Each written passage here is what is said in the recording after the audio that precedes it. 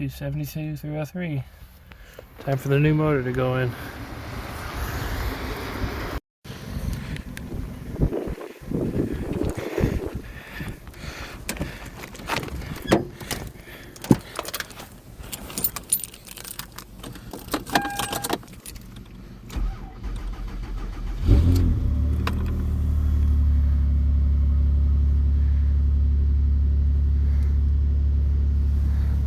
$4,000 later, we're back.